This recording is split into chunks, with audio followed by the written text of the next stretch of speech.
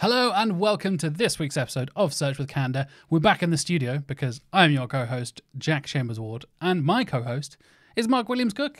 I'd say you're the host. Thanks, mate. I appreciate that. We're co-hosting today. Okay. I guess I'm doing all the production-y stuff as well. You are. Since I'm just the face today, just rocking up. Yeah, you're the face that runs the place. Oh God! It sounds like you prepared that. It's a wrestling nickname, so Okay. I was able to just pull it out straight away. Got it. Of course, we'll be recapping all the latest SEO news from the month that was August and a little bit into September as well. We're going to be talking about early reactions to SearchGPT, which follows up very nicely from a conversation we had last time with, could SearchGPT be the new Google killer? Potentially. We'll find out, I guess, from some early beta testers. We'll also be talking about how the helpful content update probably isn't quite what you think it is.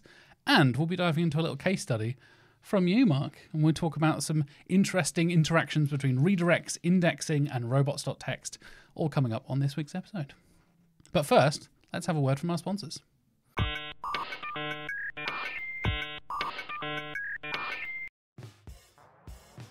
Optmyzr is the modern PPC management software that is built by PPC people for PPC people. Optmyzr contains everything you need to create, optimize, and automate high-performing paid campaigns across multiple platforms. As I just mentioned, we're going across platforms, and I think this is one of the best time-saving options and features when it comes to Optmyzr. If you are advertising across multiple platforms, including Google, Microsoft, Amazon, and Facebook, then you need to be using these cross-platform tools. You can create reports, you can create shareable dashboards, you can share budgets and alerts across all of these platforms. If you are individually managing each of these things, you could save yourself a lot of time by using Optmyzr's cross-platform tools. For monitoring, the alerts let you know when budgets have been exhausted or KPIs have been reached or missed. And when it comes to the rule engine, this allows you to set up custom rules to automate so many time-consuming and manual tasks that are part of your paid campaigns. You can easily automate rules. Basically, if you can write your strategy or tactic down, you can automate it. It's that simple. This can be especially helpful in things like e-commerce when it comes to stopping overspending of a particular ad. This is something I know from personal experience. I have had an ad that has overspent, and if I had used Optmyzr, that would have saved my budget and saved my campaign in that instance, and I wish I'd used Optmyzr at the time. You can also adjust bids and choose which products or ads are showing based on things like the weather and pretty much anything else you can put into a spreadsheet. It is fully customizable and automated, so you can choose when ads start and which products are showing depending on the time of year, depending on the weather, and so many other factors. It's all automated and makes the process so much easier. To sum it up, Optmyzr is the award-winning all-in-one PPC toolkit that makes managing paid search easier, faster, and less prone to error. It puts you back in the control of your campaigns by allowing you to create and deploy your own automations across multiple ad platforms. You can start your 14-day free trial by going to Optmyzr.com. That's Optmyzr.com. You can also click the link in the show notes. And if you want to see Optmyzr in action, you can book a personalized demo with one of Optmyzr's experts by clicking the link in the show notes as well. So you can get a 14-day trial or book a demo at no cost to you. Like I said, go and click the link in the show notes or the video description down below. And a huge thank you to Optmyzr for sponsoring Search with Candour. Sarah here. And me, Tasmin. And don't forget me, Jack. So, gang, what are we all doing here? Jack, why don't you do the honours? What an honour. Thank you so much. Drum roll, please. Sorry, we don't have that sound effect, and unfortunately, my skills just don't stretch that far. Oh, fair enough. Maybe next time. But we do have some very, very exciting news for you all, because not one, not two, but 3 successful live podcasts. We are back once again. Search with Candour and the SEO Mindset podcast are teaming up again to record a podcast in front of a live audience.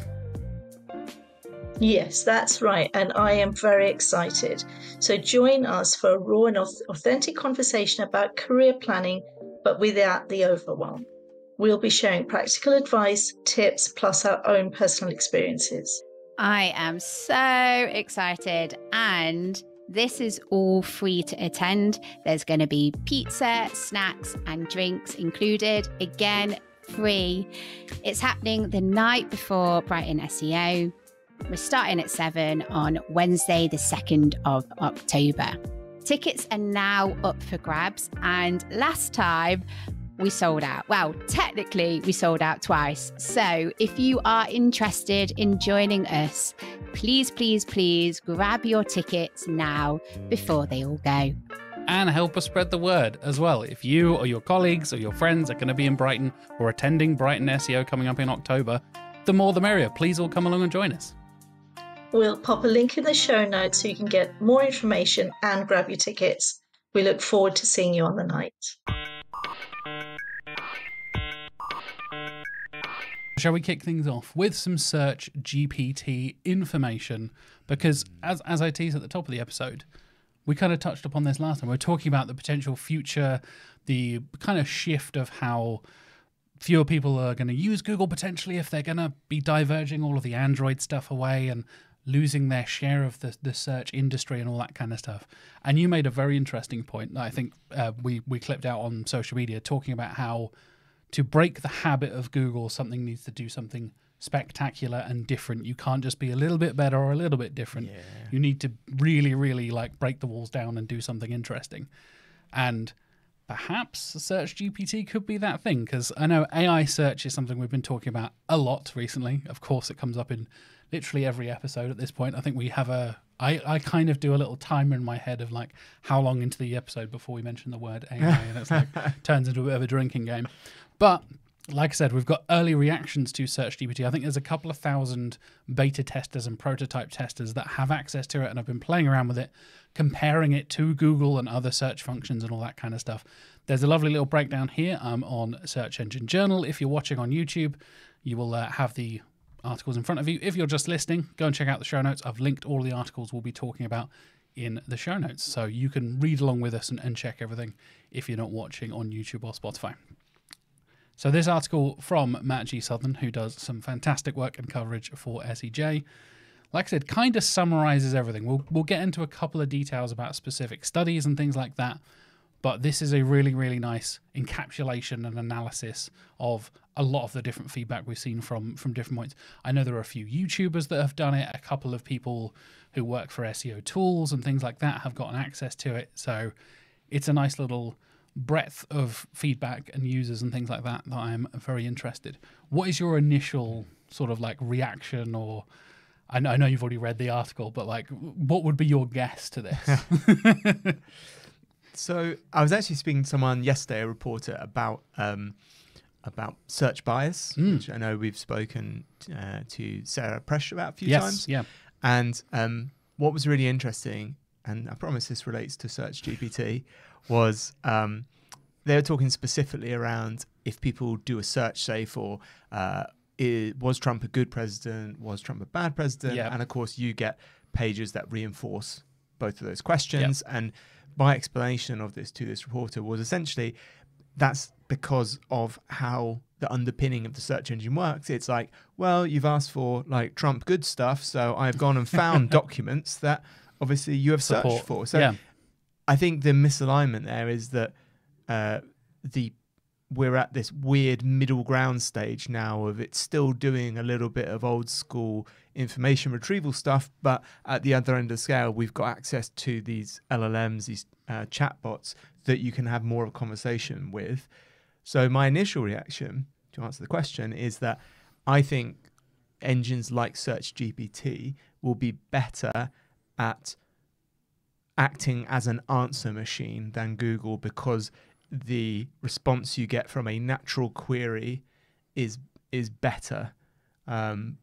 However, I don't think in their current state they will necessarily be as good for certain types of research where you want to see a whole bunch of stuff. This came up when we were doing the comparison between Google, Bing, and Brave AI search, right? And I know Brave AI specifically used the term answer engine in their like documentation and stuff.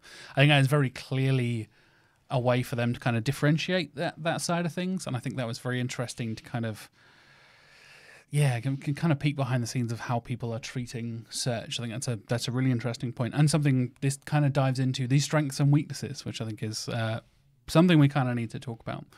I think it's been pretty mixed reviews, I think is the general consensus from what I've seen. Some people saying it works better under certain circumstances. Some people saying it's still doing a lot of the hallucinations and all that kind of stuff. The kind of stuff I'm sure most of the listeners and viewers have used LLMs at this point. The kind of stuff we're all accustomed to at this point. I think some of the really interesting points that are pulled out here. So this is the study from SE Ranking. Again, I'll put a link for the full study in the show notes if you do want to go and check that out. But what Matt has done here is pull out some really nice, interesting statistics for us that I think are worth mentioning. The study found that SearchGPT search results are 73% similar to Bing's, but only 46% similar to Google's. And this ties around to something we talked about, I think, a couple of episodes ago when you and I were together, Mark, in the OpenAI pulls from Bing's index. Yeah. So that totally makes sense that it would be more similar to Bing than it would be to Google. And again, this is something I think a lot of people underestimate, and that was kind of the theme of that topic when we talked about it, was that the Bing index is kind of powering a lot of the search functionality of all of these LLMs. We might have to do Bing SEO. Exactly. This is essentially through like 3 different middle people, Bing SEO. Eventually we'll get there. I think a particularly interesting one to me, and I think the stat that a lot of people have glamoured onto with like, oh, that sounds interesting, there's new opportunities there, is the 26% of domains ranking in SearchGPT receive no traffic from Google. What are your thoughts behind that, Mark? How do you feel about that? 26%. Do you think that is a significant opportunity for new content to be featured in a significant way? So my first reaction to that was I'd be really interested to know if it's 26% since the HCU. Or if it's before, because the HCU, I think, was a big divergence in terms of the search results Google and Bing were giving. Yeah. But yeah, regardless, that's a significant amount of result that Google's not covering. So yeah, definitely. I mean, yeah. And I think if anything, that should be on everyone's SEO strategy radar, if you like, or I should just say marketers' radar of how do we spread out risk. Not all eggs in one basket kind of strategy. Yeah, right? because I mean, it's been proven even if you do everything right, Google can love you 1 minute and then not so much the next. Yeah, so, definitely. So yeah, that would be even more interesting to me maybe than the percentage points indicate. Yeah, I think that's a really interesting point, because a lot of people will. I think it's kind of been a theme, and I know I mentioned this last week. It's been the theme of basically the entire podcast this year is diversifying yourself away from working on a single channel or a single strategy or a single search engine, whether it's talking about all the social stuff I talked about with like Ray Sadiq and Ashley Liddell, or the confirmation stuff and the way we search and how you should be adjusting the way you search to actually adjust the results you're getting. Focusing on one way or just sticking with the one thing is not going to cut it anymore. And I think more people need to be thinking about this in terms of the kind of language, like you were saying, the informational side of things that is going to be so relevant for these LLMs. And this is exactly a perfect example of this, where some of the key features, unsurprisingly, the ability to summarize information from multiple sources and providing a conversational interface, exactly as you were saying there, Mark. I wonder if that is going to be a bigger selling point, because I think a lot of people like that back and forth kind of element to it. You feel like you're getting your voice heard a bit more in many ways. That's how we communicate. Yeah, it's how exactly. We do 99% of our communication is with other humans. So yeah, it's going to feel less friction. You don't have to think about how do I formulate this query to get what I need from a search engine. You just go blah. And as you said, like, we all have experience with it, especially if you work in SEO for as long as someone like you has. Like, there's that element of, I know what to tweak to get the thing that I want from this particular search engine. Except when Google's rewriting the query. Yeah. You take a little sneaky sip there. And yeah, I think there's the results lacking variety and depth compared to Google. Again, that's often the case when it's going to be comparing Bing's index to Google's index, particularly for, and I thought this was interesting, local searches, navigational and transactional side of things. I'm very intrigued to see how the e-commerce and more transactional stuff will tie into this a bit more, because then you very, very quickly, as we have discovered from Google and the new trial that's going on with them and Google Ads on the paid side of things, you're going to very quickly get into ads and paid results and people wanting to make money and sell their things via this service. So I think the other thing about transactional and local searches, so local searches were one of the first things I was using ChatGPT for when it had internet access. yeah, And when you get really specific like that, I was finding I was getting more hallucinations. Right. Never. So it was just like making up open times and like all these really specific quirks. And I think the same with e-commerce transactions.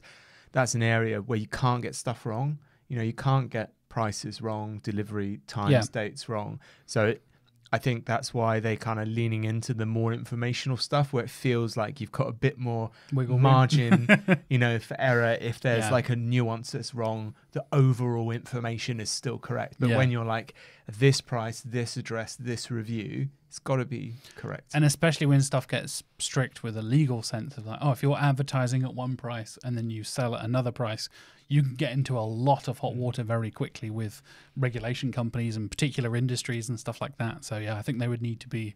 I'd love to watch someone try and trace down like the liability for that. I think it was an example. I can't remember what it was, but Google was showing the incorrect data for like said it was discounted to this price, but it actually wasn't. That was the full price. And again, the whole discussion of like, so who is liable here? Like, if that's who put the structured data there that said it should have a discount on it, do you trace that back to the developer, or is it an error on Google's part that's just pulling through the wrong bit? Like, there's 15 million different directions that could go in. Yeah, absolutely. Talking about media side of things, I think this was interesting. 32% of all SearchGPT results came from media sources, increasing to over 75% for media-related queries. That makes sense, right? It's all kind of covering news and all that kind of thing.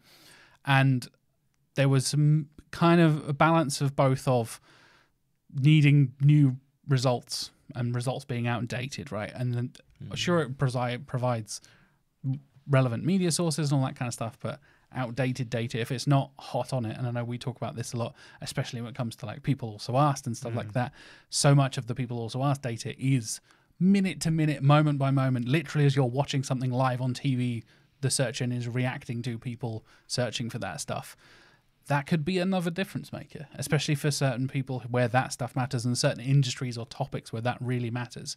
If you're not getting up to the minute data, especially related to news. So one of the things I was actually talking about one of our developers today that we found in the Google exploit that we found that we haven't published stuff about yet was there's several types of query classification Google has, but there is a Boolean one that they call has date intent. Right. So any query that happens, Google gives it a yes or no for if it has date intent. So I think it's interesting because obviously that's important for how they're doing information retrieval, what answers they're choosing to show.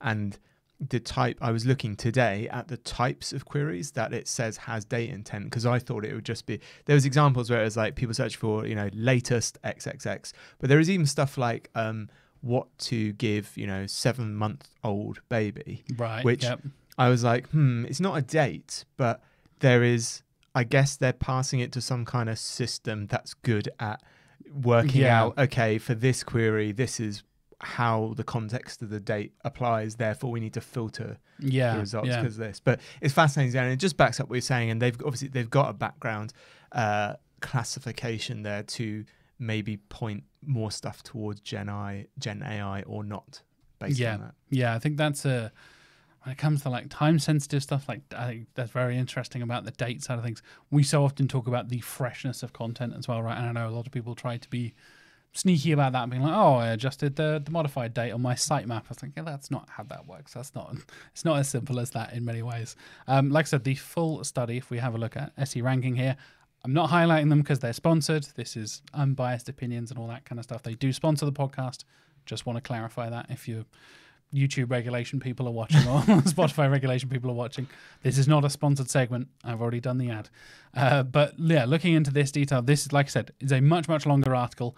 I will not read through the whole thing, but I think there's some really interesting parts, particularly very nicely table of contents here to kind of go through a bit. I know we're hiding the bottom of that there on the screen if you're watching on YouTube, but I think there's some really interesting kind of comparisons between how Google works. There's some AI overview versus the SearchGPT AI snippet side of things, and lots of basically details into the specific queries, short tail versus long tail, all kinds of stuff. So like I said, go and read the whole study if you do want to go and dive into that. I think the AIO, which always sounds like I'm about to sing Old MacDonald every single time, EIEAO, compared to the SearchGPT AI snippet, I think is interesting, because this is, for me, where a lot of the crossover between Google and so much of the LLMs already is, right? This is the meeting point, the nexus point we're already seeing. And this is comparing, so tips for improving memory, and of course, here's the AI overview if you're watching on YouTube, and then coming down to having a look at a few other things. So this is the OpenAI version here. If I can click on this, make it bigger. Kind of a pretty different layout there, to be honest. A very different layout where you're getting the sources and some kind of basic information on the right-hand side here, but not really laying out in the same way that this kind of bulleted point is from a lot of the AI overview stuff. I would have assumed they would be a bit more similar, but I think this is specifically a query where it does break it down into bullet points.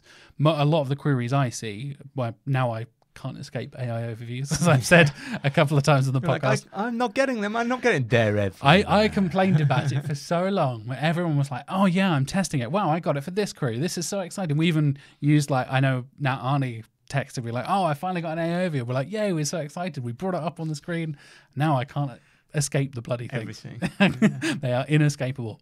And again, similar kind of query here, how to build a successful business. Some questionable thing to I love ask. it. Yeah. It's just 9 bullet points. Don't even bother with the degree or the MBA. It's just these 9 bullet points, really. Sorted. That's all you need. Problem solved. Develop a solid business idea. There you go. Sorted. That. Done that? Great comprehensive business plan. Tick. Secure financing. Hello, angel people. I'm here to do 0.6 secure funding if you'd put the money into the bag for me. And yeah, I was surprised at how similar these look in many ways. I was expecting, again, like we were talking about, when you really have to differentiate yourself from a competitor, to do something different and make it look different. But apart from essentially dark mode and light mode, if you're watching here on the video, there isn't that much difference. There's like, sometimes it swaps from right to left, and sometimes the bullet points or the resources are on the left or right. But really, the general information seems very similar. AI overview doesn't specifically bullet point stuff. SearchGPT is putting like numbers to it. Here's a 10-step thing, as you were saying just there, Mark. But yeah, it seems pretty similar. That is pretty much the consensus for what the guys over at SE Ranking are saying as well. I think it's interesting a little bit here where SearchGPT pulls from more sources to generate response, typically. So 12 to 15 for SearchGPT compared to Google's typical 9 or 10. And there is a lot of crossover between the two of them, of course, and they tend to repeat some domains as well. I had this earlier today where no matter what link I clicked on for the initial AI overview stuff, so you see with the AI overviews, you get the like little link at the end of the sentence. Each one of those was just from the same article.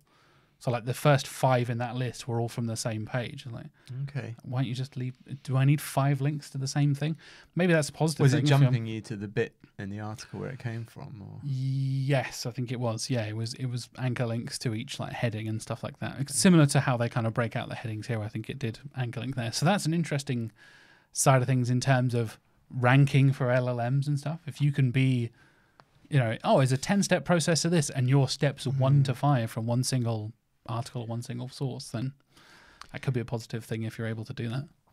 Have you seen the conspiracy theories about the table of contents in the HCU? No. Seen that come up? No. So there's a group of people that, so it was based on that the anchor links in table of contents are generating URLs, that's confusing Google's canonical system, which is making them being seen as duplicate. So that people are thinking and claiming when they removed the table of contents, they were seeing HCU recoveries. Oh, yes. Yes. Yeah, This does ring a bell. Like, I mean, I don't buy any of that whatsoever. Yeah. The point I was going to make was with these LLMs, so one thing I've noticed with those table of contents and anchor links is they tend to give you those mini site links in Google. Yep. Which says to me it's helped Google define these are the parts of the article, which wouldn't surprise me if they're anchor linking into articles from AI overviews, if there's some correlation there as well. Yeah, it makes sense. Absolutely. It's currently on there's a sticky note in my head for that's a thing to think about and explore more when it comes to optimizing for AI overviews. Yeah, definitely. I think when it comes to site links and stuff, and I think this is something, I know a few of the tools have started introducing AI overview tracking. I know Systrix, SEMrush, and the aforementioned SE ranking have also tied this into their toolkit now, and a lot of it is around discussing how much of that essentially real estate of the page you are taking up, whether you are taking up those initial spots. And it's a very interesting potential case study, I guess, or a discussion where if you have those multiple headings and you get multiple site links going to those anchor links and different headings in your own article, you can be the sole source for an entire AI overview, but it's citing from 10 sources, right? It's like, well, there's 10 links. It's like, it's all for the same article though. Very interesting stuff. And I think something maybe we'll see some experiments with coming up. I know we talked about the canonical with the jump links. Yeah, we Dave did Smart briefly. highlighted that in core updates last week as well. Let's talk about some helpful content updates, since you mentioned it earlier on, Mark. Love some HCU. This is some big HCU discussion from Tom Capper writing for Moz, and this is another big article. Not quite as long as the SE ranking study, but again, I'll put a link for this in the show notes. Mark, do you want to kick us off on this one? Yeah. So, this is probably my favorite article of the last couple of months. Tom's smart. The article is mainly just kind of like data with some pithy thought around it, which I love. Yeah, definitely. There's not, with Tom, there's never a lot of like hand waviness, which I love. And essentially, what Tom is showing is he believes there is at least a correlation. So there's definite correlation between the ratio of a site's domain authority and brand authority to how they were impacted by the HCU. Yep. So the article gives Tom's done a really good job of like laying out with clarity how he's defined what a winner and a loser is, all the good things you'd expect in like a nice experiment. But the key point here that Tom's making kind of in layman terms is basically if your backlink profile is kind of bigger than it should be for how well your brand is known, so that's like calculated by this ratio, then you appear to be more likely to be a loser of the helpful content update. And this is interesting for a whole like bag of reasons, right? When we initially discussed the HCU, I think I had said my initial observations were that when it was the classifier that was applied in September, I think to paraphrase what I had said, because I can't remember exactly, was essentially I feel the HCU classifier has been applied more aggressively to lesser known websites. And we talked about like the little death save site we mentioned a bunch of times because it was one of the things that stuck out for me, which was that it had no brand at the time. We talked about this a lot. We were creating legit good content. We were bringing in genuine first-hand expertise, real actual experience from dungeon masters and players who are writing genuinely good content that I know both you and I had experience of somebody else referencing death save content to us. And literally a player at my table searched for something and it came up as the feature snippet. And I went, that's the website I work on. It was like, oh, wow, what? Oh, well, that's crazy. And completely like, out of the blue, unbiased, it is actively helping the community and the audience that it's serving. And we had this whole discussion. I know Dr. Marie Haynes looked into it a little bit as well and talking about the whole link profile and domain authority side of things. Because, we had really no brand. We were totally brand new and we were making good content, but we had not really established DeathSave as this own brand and this authoritative site, right? So I think that's an interesting link to the brand authority metric that Moz have. So to be honest, the kind of link, if you look at Moz for how they define brand authority, is a little bit vague in terms of how it's calculated. It essentially appears to look at, it gives some examples of when obvious brand searches happen, like Apple, and then when brand searches co-occur with other searches. So then it's easy to detect this as a brand search because it's just like a random word that keeps appearing, here, Apple Store, Apple TV, Apple Music, Apple Pay. There's some nice word clouds if you're not watching on YouTube. And there's some less obvious examples, which might be heavily branded products like AirPods, iPod, iWatch. But the Moz write-up is just like, we're smart, we deal with them kind of thing. What strikes me, firstly, is it's talking about that is very similar to the patent we've mentioned before that Google has called site quality. Yes. Which specifically talks about how often a brand search is done co-occurring with other types of searches, how often the brand kind of appears in anchor text along with those other words, and how that affects click-through rate, which are all things tied into brand, right? And arguably what's helpful because people are biased to brands. There's endless studies showing that if a super well-known brand ranks, a position below a unheard of brand, they'll probably still get more clicks, right? Which is all good in terms of the Google algorithm for them. So the point Tom makes from this is that maybe, Google's focused very heavily on this like document level, is your content helpful kind of thing, which again, Tom's not telling you not to make helpful content. It's obviously important, but I think he's right in that's not, that might be what the actual algorithmic part is looking at, but in context of how it's applied, doesn't seem to add up. I strongly feel this data does back up lots of the theories we have seen around having a legitimate brand, and what you said earlier about not putting all your eggs in one basket, doing other activity that generates brand searches, that generates social media, email loyalty, marketing, all kinds of stuff. The definition marketing wise of a brand is quite wide, and takes in things like trust and stuff, and there's only some of these parts that Google can measure.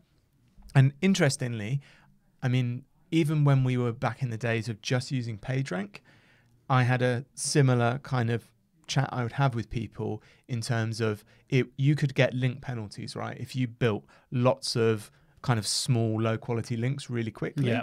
However, I noticed if you had some big links first, you essentially legitimizes you a little bit. You had a margin to basically build bad links. And my thought for this was the ratio of good link to bad link almost. My thought process for don't this encourage was, them, Mark. Don't encourage.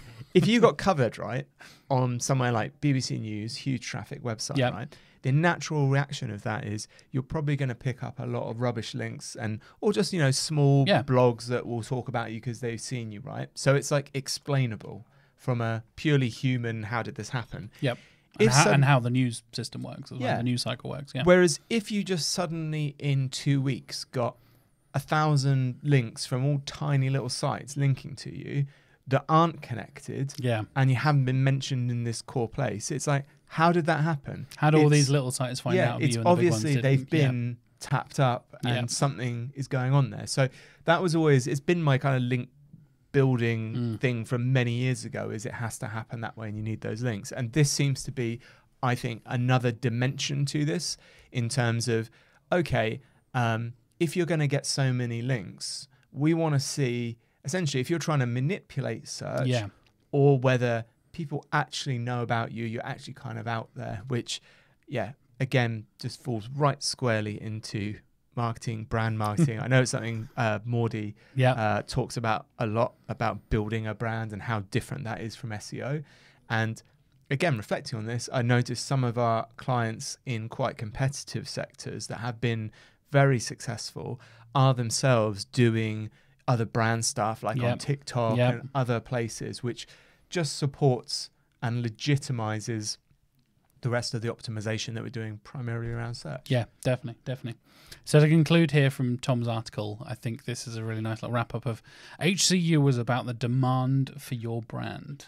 You're totally right how much that brand ties into the overall marketing picture and how much everything needs to be integrated. I know, again, I feel like I'm repeating myself every single week on the show, but that seems to be the theme for this is data from Google saying this. This is a study by Tom talking about this. It's not just me saying like, oh, you should diversify for the sake of diversifying. Basically, every single guest, give or take, has said something along similar lines, whether it's a technical topic, whether it's a content topic.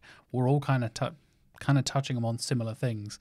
I think that also talks about the wider picture of how the internet works and how we all use social media and emails and browsing blogs and all this kind of stuff, and how that all ties in together. Absolutely. So what should we do? I think it's a nice little summary from Tom. It's a list Tom. of things not to do. Yeah. Don't stop trying to make your content helpful. Don't do nothing. Don't ignore links, and do everything you always did and more.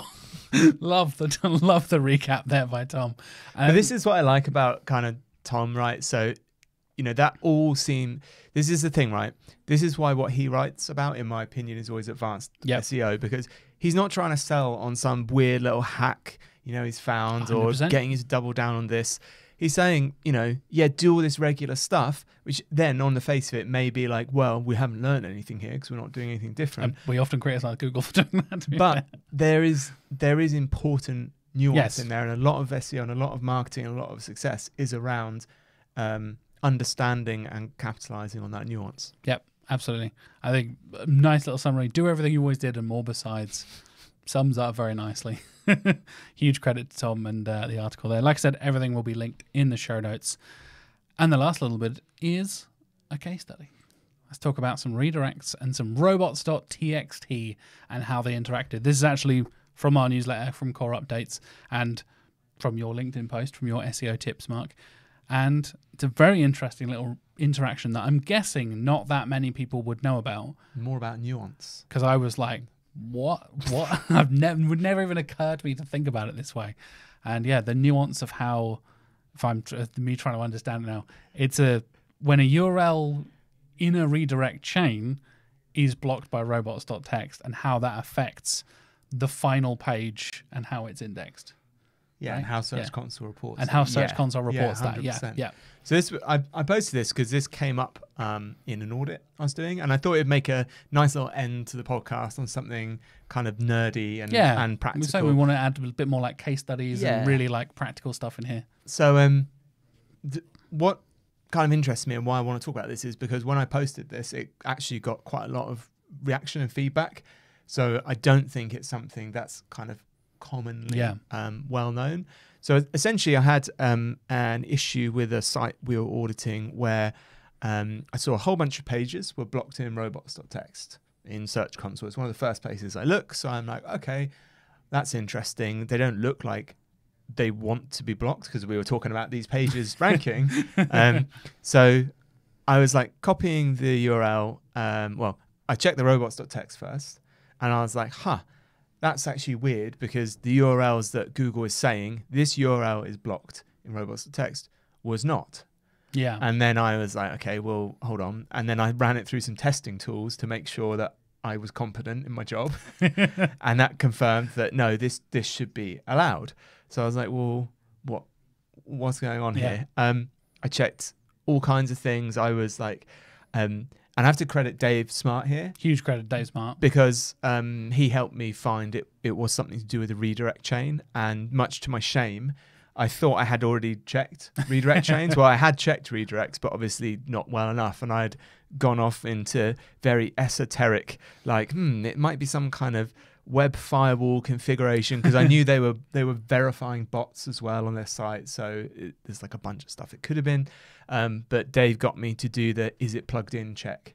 So it's the conversation I had with him actually afterwards. I was like, when someone asks me to like say help them fix their computer, so I say I always check it's like plugged in twice. Have you turned it off and on Yeah, again? Yeah, it's like yeah, just double check it's plugged in. So this is what was interesting to me, right? So what was actually happening was Google says URL A is blocked, right? Insert. We've got a console. visual on YouTube and Spotify if you want to go and follow along with us. And what was actually happening is there was a redirect chain where URL A was going to URL B, and URL B was redirecting straight to URL C, which is fine. Now, all that happened was that URL in the middle had a robots.txt rule that was stopping it from getting crawled, right? Why this is difficult to diagnose is if you put the first URL that Google says is blocked into GSC and you test it, it's not blocked. Yeah. If you have in your browser the URL you landed on that you can't get indexed, if you put that into GSC, obviously directly, also not blocked. It's going to say, yeah, no, it's fine. Yeah, I can index that. So you're like, well, why aren't you then? So this is just a flag as like an interesting like bit of nuance for if you're working in GSC, that GSC isn't going to tell you, even in the live inspect, when a URL you're testing is redirected. So the issue is, and I'm not saying GSC is reporting this wrong, because when you put a URL in, obviously it's saying to you, basically, where this URL ends up, I cannot crawl, I can't access. Yeah. But the way it's worded is kind of like this URL is blocked, which is technically incorrect. Yeah. It's not. Yeah. So I ended up, again, like diagnosing this and a bunch of other stuff using the IEMA redirect Chrome extension. And I got ChatGPT actually to write me a little like link tester. Nice. But just something I think everyone should be aware of in GSC. Any issue that you're going to get in redirect chains is not going to be easily diagnosable. You need to step outside. So if you're getting maybe no indexes, if you're getting robots.txt things, I guess technically canonicals could be affected. Check something's happening in the redirect loop, because there can be tricky little things to diagnose. Definitely, yeah. So I thought it'd be a fun little, fun if you're nerdy like me, but a fun little thing to talk about. And hopefully that will crop up when someone is trying to debug something similar and that, oh, wait a minute. Mark talked about it on our podcast about that. Yeah. I've had loads of moments like that where I've heard people talk about stuff and I have a problem with, oh, actually, I heard such and such talk about this. Me too. So hopefully that helps someone. Absolutely. Like I said, if you want to go and check this out, this is a unsolicited SEO tip from Mark. Or if you want it solicited, go and subscribe to Core Updates. We send them out every single week. You get all of Mark's weekly tips. You get the latest episode of the podcast, which you're already listening or watching too. We've already got you. We've already got some of you. And of course, all the latest SEO news, the kind of stuff we've been recapping throughout the week as well. That comes out on Monday morning, just like the podcast does. So you can get it in your inbox every single dose. Monday. Exactly. You want a podcast and then a reminder about the podcast and all the news and all the tips. What more could you want? And that pretty much wraps us up for this week. I think it's a nice little discussion, some very big topics, and then some niching down into a very specific example of redirect chains and robots.txt and all kinds of fun stuff. How are you, Mark? How are you feeling that the future of the next episode is going to be? What do you think we're going to be talking about? Because we kind of followed up on last month's episode with SearchGPT. Right. Do you think we're going to be talking about more search stuff and SearchGPT is going to be exploding a bit more? Or? So this kills me. I remember when all the AI stuff first started, like, you know what I mean by that. Yeah. We were specifically not talking about it on the podcast. Everyone was talking about it. And it's unavoidable now. We're just like gone waist deep in it. So it's inevitable. We will be talking more about AI in search. I think we've got to the point there where it's relevant and exciting to talk about. All those things happening at once now, which is I've seen a whole bunch of actually new LLMs come out which have got better at like not hallucinating. Right. Yeah. Obviously, the Google DOJ stuff potentially over the years breaking up Google. Yeah. It's genuinely a very interesting time to work in search. Definitely. Because it's been pretty much the same for about 10 years, if I'm honest. Like, it's been pretty like, yeah, the algorithms kind of bumped up and the down fundamentals a bit, are kind of but the the same. fundamentals is basically all the same. And I feel, yeah, this is an inflection point where things might legitimately change. Yeah, to put that into perspective, that's more than my entire marketing career, pretty much. Like, my marketing career is like 8 or 9 years at this point. SEO for like 5, maybe, at a push. So yeah, this is the first time in my career where it feels like something is big is on the horizon, something's going to change. And as much as people were saying that, as we said, like 18 months ago, I'm like, oh, so Google's going to fundamentally change. Search marketing and SEO is going to fundamentally change. SEO is dead. SEO is dead, exactly. All the other bloody YouTube thumbnails and podcast episodes I've seen where SEO is dead again, double again, and then it's like zombified and then dead again. Yeah, maybe it will be in the not too distant future. We'll have to find out. But until then, thank you so much for watching. Thank you so much for listening. Thank you to our sponsors for supporting the show. Please do go and like this on YouTube. Give us 5 stars on Spotify. All that good stuff that helps us reach the algorithms, funnily enough, since that's what we always talk about on the show. If you can help promote us on the platform you're listening on, we'd hugely appreciate it. Mark and I will be back next month for some more SEO news, some case studies, some nerdy bits and pieces, all that good stuff. And of course, I'll be back in the intervening weeks with many guests, many topics, and interesting interviews. And we're getting towards the end of the year, so we'll get around to be doing our yearly recap of SEO in a couple of months as well. So stay tuned for all of that coming up over the next few months on Search with Candour.